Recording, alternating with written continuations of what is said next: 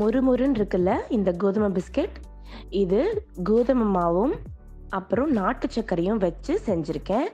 இதே மாதிரி மொறுமொறுப்பான ஹெல்தியான கோதுமை பிஸ்கெட் செய்யணும் அப்படின்னா இந்த வீடியோவை ஃபுல்லாக பாருங்கள்.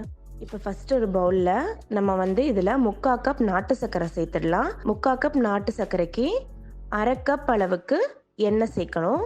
எண்ணெயை சேர்த்துட்டு அதுக்கப்புறம் 1/2 கப் தண்ணி, நல்ல சூடான தண்ணியை இதில் சேர்த்துட்டு நல்ல நாட்டு சர்க்கரை, எண்ணெய், தண்ணி மூணுமே ஒன்று சொன்னாப்பில் வரணும். அதளவுக்கு நம்ம கலந்துக்கலாம். இதை இப்போது நல்லா நாட்டு சர்க்கரை கரைஞ்சிருச்சு.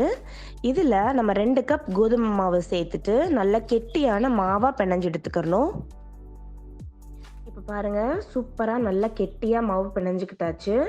இதை நம்ம ஃப்ரிட்ஜில் ஒரு 15 நிமிஷத்துக்கு வச்சிடலாம்.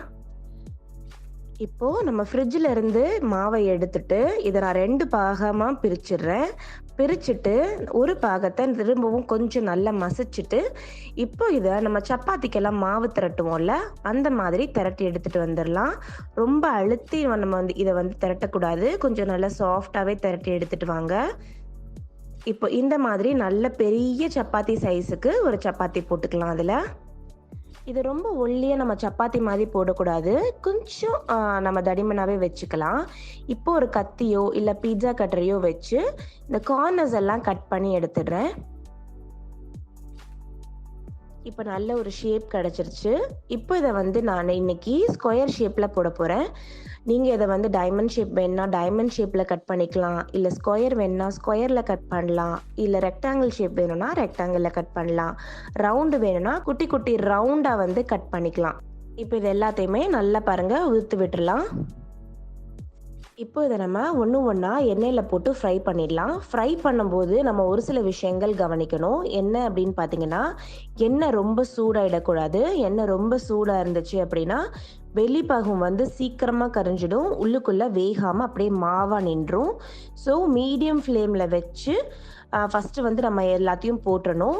அதுக்கப்புறம் லோ ஃப்ளேம்லேயே வச்சு ஒரு 7 நிமிஷத்துலேருந்து 10 நிமிஷத்துக்கு நம்ம இதை மெதுவாக ஃப்ரை பண்ணி எடுக்கணும். அப்போ தான் உள்ளேயும் நல்லா வெந்திருக்கும், நல்லா மொறுமொறுனும் இருக்கும். அவ்வளோதான், நம்மளுடைய கோதுமை பிஸ்கெட்ஸ் எல்லாம் சூப்பராக ரெடி ஆகிடுச்சு. நம்ம போட்ட சைஸை விட எவ்வளோ நல்லா புஷ்ஷுன்னு வந்திருக்கு பாருங்கள். இது செம்ம க்ரன்ச்சியாகவும் இருக்கும், யம்மியாகவும் இருக்கும். இதை விட இது ரொம்பவே ஹெல்தி. ஒரு சில பேர் கோதுமை மாவை சேர்ப்பாங்க, ஆனால் வெறும் வெள்ளை சீனியை சேர்த்து செய்வாங்க. நான் இன்னைக்கு ஃபுல்லாகவே ஒரு ஹெல்தியான ரெசிபியாக அதை ரீப்ளேஸ் பண்ணியிருக்கேன். ஸோ இந்த ரெசிபி உங்கள் எல்லாத்துக்குமே பிடிக்கும்னு நினைக்கிறேன்.